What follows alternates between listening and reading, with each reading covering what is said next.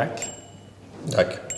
Parce qu'on a l'impression de construire le monde qui nous environne, on a des responsabilités incroyables, on est au cœur de l'action, c'est comme un téléfilm. Parce qu'on a de l'autonomie, parce qu'on a la capacité à prendre des décisions, et puis parce qu'on a des équipes avec nous qui nous entourent, et ça c'est extraordinaire.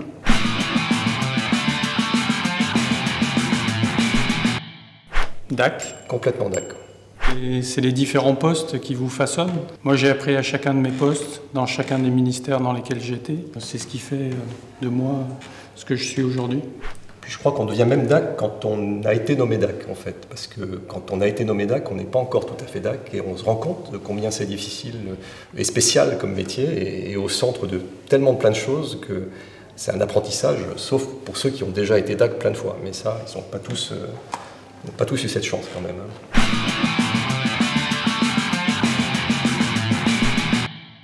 Pas trop DAC. DAC. Mais je dirais plutôt s'adapter d'abord.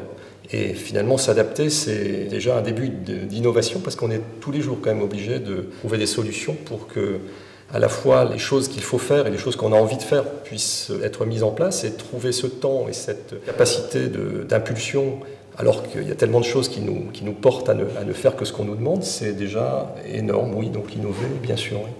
Moi je dis pas trop DAC parce qu'il y a des figures libres, mais il y a aussi beaucoup de figures imposées. On est là aussi pour faire de la gestion et dans un cadre qui est défini de façon réglementaire.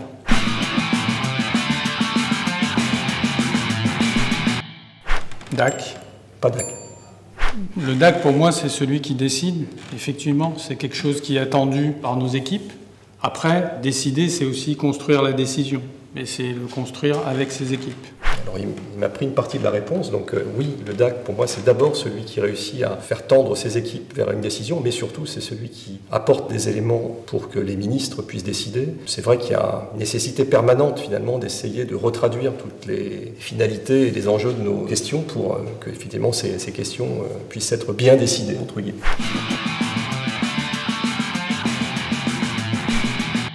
DAC. Pas DAC. Moi je considère que c'est indispensable de prendre du recul. Pour moi, un DAC, c'est effectivement celui qui décide, mais c'est aussi celui qui anticipe, qui doit donner du sens et qui doit voir plus loin que les autres. Donc on ne peut pas être DAC sans prendre du recul.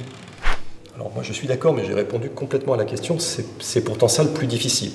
C'est d'arriver à prendre ce recul. Le quotidien ne nous porte pas forcément à cela, mais je suis d'accord que c'est complètement essentiel. Donc on est d'accord.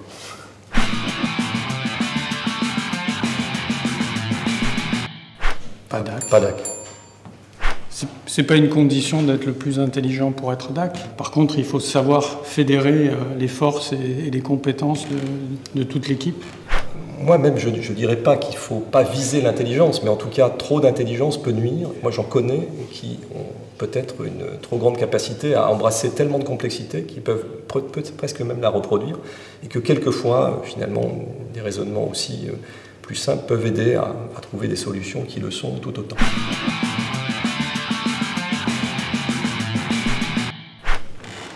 DAC. Je vais dire DAC.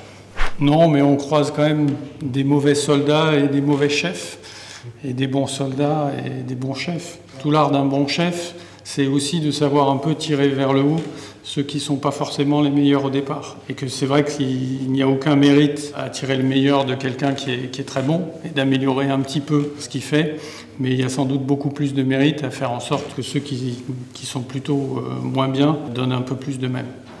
J'ai la même réponse, au fond, ce qui moi me porte, c'est de donner envie au collectif d'avancer. De ce fait-là, oui, je dis que quand même les chefs, et pour l'avoir vu, c'est quand même eux qui inspirent un style, et que ce style, au fond, c'est sa responsabilité personnelle.